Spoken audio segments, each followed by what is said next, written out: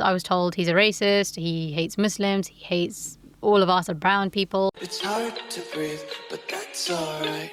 So Lubna Zaidi said she hated Tommy Robinson as a Muslim until something happened. I'll tell you myself. After everything I heard about Tommy and EDL, I won't say I hated him. I was scared of the man and his people.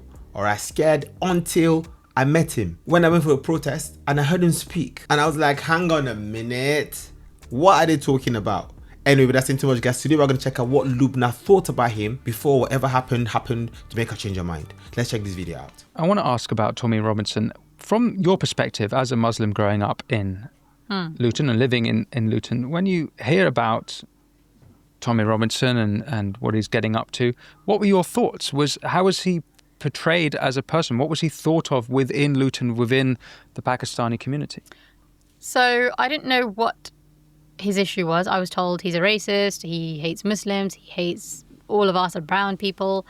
That's all I knew. I never knew his story. I never knew where he's coming from. I heard that as well. I heard that he hates black people. He hates people that are not white. I heard that he's far right. Yeah, he's as far right as the north is far from the south. He hates Muslims, he hates all of us are brown people. That's all I knew. I never knew his story. I never knew where he's coming from. I never knew what happened. Now, when I look back, that wasn't the full truth, right? Because actually, my understanding is like he knew someone who was groomed, and actually he saw behaviors where there were extremists and stuff like that, and none of that was spoken about at all. He was like the image of someone who hates us. Like he's Hitler, right? He's trying to get us. He's trying to kill us all. That is what I was told, that he's the bad guy. Me too. And it's taken me so many years to look into actually what is he saying? Oh, I didn't know that. Was it his cousin that was groomed? You know, oh, actually he's talking about extremists here, and was there funding from outside of this extremist organization in Luton? Never knew that, right? So there was more to the story, but we weren't told that. So you changed your opinion on him? So I'm going to reserve judgment until I meet him. I do plan to have a chat with him because I think it's impossible to reunite this country when Tommy Robinson is a big figure that a lot of people in the country do look up to. He does have a massive following on X, like 1.4 million people, and I feel like it's impossible to unite this country without him giving me a chance or me giving him a chance. So that conversation needs to happen at some point. We will see what happens. Now, I know I've asked a little bit about how your personal journey, but it's now that I've heard you and talk about various topics and trying to put it all together, you're clearly a free thinker, and you clearly have great courage to take the narrow path, let's say. She does. Courage, a little bit, but yeah. Well, I wondered, I asked a little bit what about the sort of breaking point to sort of speak out on YouTube, but I wondered, you talk about what happened when you were 16 years old, and then the picture you get in Luton of characters like Tommy Robinson. But was there a moment where you sort of started to come out as the patriot, the British patriot that you are, that you actually sort of rejected some of the more extreme things you were hearing? Was there a moment in your life where that happened? So everything that I am is because of all the life experiences that I have. But one recent moment was a spark for me where I think was like, oh, do you know what? Maybe my attitude's not right. So I had a Muslim Pakistani, so British-born Pakistani manager very recently. And when the whole Israel versus Palestine thing happened and, and of course I was condemning, all the children are dying, and I was a pro-Palestinian at the time. Is this since October 7th or before? This is after 7th October. I didn't know what happened on 7th October. I didn't know the detail. All I knew was that Israel was bombing Palestine, and I was like, oh my God, children are dying and the mosques are being, the hospitals. And I was like, I jumped on that bandwagon. That is true. Like, a lot of us were like that. A lot of us were like that, okay? I'm a Christian, and by default, Christians are meant to support Israel because Israel is our holy land, right? But still, as Christians, we condemn acts of violence or acts of evil. And all we saw was that Palestine was being destroyed. Gaza was being destroyed. Hospitals were being destroyed. People are dying. Kids are being killed. And we're like, oh no, this evil has to stop. And then we watched October 7th footage. Then I researched into the history of the land and saw what was really happening. Then I looked for the facts. And I was like, oh, there's actually more than meets the eye. So that saying that goes, never judge a book by the cover. Before you make up your mind on any topic, make sure you research into it, look into it deeply to form an educated opinion about it, so you don't end up becoming an echo chamber. And I was like, oh my God, children are dying and the mosques are being, the hospitals. And I was like, I jumped on that bandwagon. Of course, and that is disgusting. I condemn that.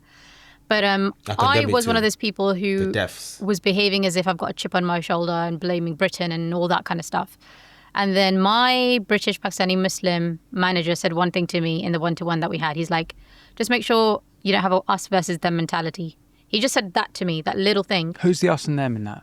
Muslims and everyone else. And I didn't realize I was displaying those behaviors.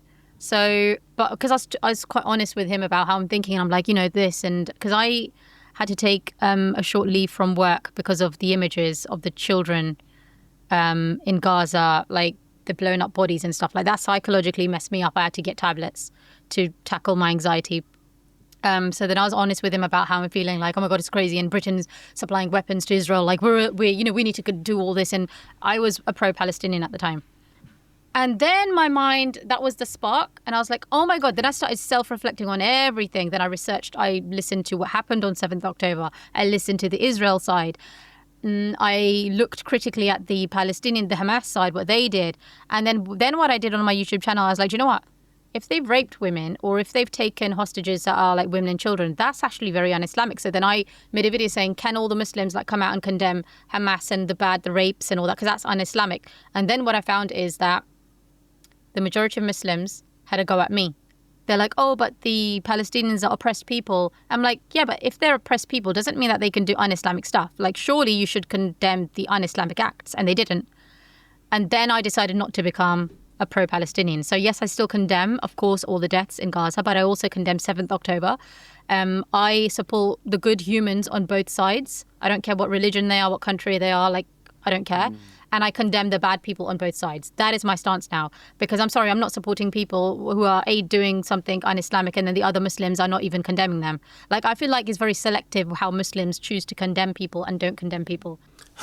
Okay. I mean, she made some valid points, all right? She made some valid points. Sometimes, like, we're being pushed to the wall, all right? And we have to react in a certain kind of way. I know reacting is not usually good. People say being defensive is not the right way. But sometimes, what can you do? What can you do? Someone attacks you, takes your family hostage. How can you get them back? You go begging, you go to try to get them back and then they try to kill you again. What do you do? Okay, when your hands are tied, you have no other choice. What do you do? Because you have to protect your own. That is your right, all right? That is your duty, not just a right, a duty, okay? So in as much as I condemn deaths, okay, whether you're my enemy, to my friend, I condemn death and evil acts. And I think as humans, there are more civil ways of doing things. Back to the topic, she hated Tommy Robinson until she listened to him. She heard him and she was like, okay, he might not be what they actually said. Okay, because then she realized that he wasn't condemning the whole brown people, the whole Pakistanis. I realized that he wasn't condemning all black people. Actually, I've seen him condemning even white people. Okay, so I saw that his message was and is kind of balanced now. Back in the day, it sounded extreme, sounded harsh, he was quite hardline. But from what I realized, he was on a learning curve. He was on a learning journey. And now he has learned how to separate the extremists from the moderates or from the normals. When it comes to Tommy, you have to listen to him for yourself. You don't listen to what people say about him. Listen to everything he says. Just listen to everything. Be patient and listen. All right. I heard him talk about Muslims. A lot of things he said really scared me. Okay. And then he talked about blacks as well. Talked generally about immigrants and the whole lot. But then when I listened to the whole end, I saw so much sense in what he was saying. He is very pro this country. All right, if you love the United Kingdom, you be pro UK. You be pro whatever makes this country great. And the bottom line in his message that I have heard, all right, is for the people in this country to unite. And if anyone is coming in as an immigrant, to assimilate. You can keep your cultural ways if you want to, but when you come here, respect the land, respect the laws, assimilate. Okay, don't force the ways of your culture on anyone. Just assimilate, all right? You'll be accepted. You'll be more accepted than you even believe it, okay? Anyway, this video was quite enlightening. I enjoyed it. Now I'm looking forward to Lubna's chat with Tommy. All right, guys, peace. love you more than words can say. 'Cause you are near. Oh, you are the light that shine in my way. 'Cause you are near. Oh, I love you more than words can say. 'Cause you are near. Oh, you are the light that shine in my way.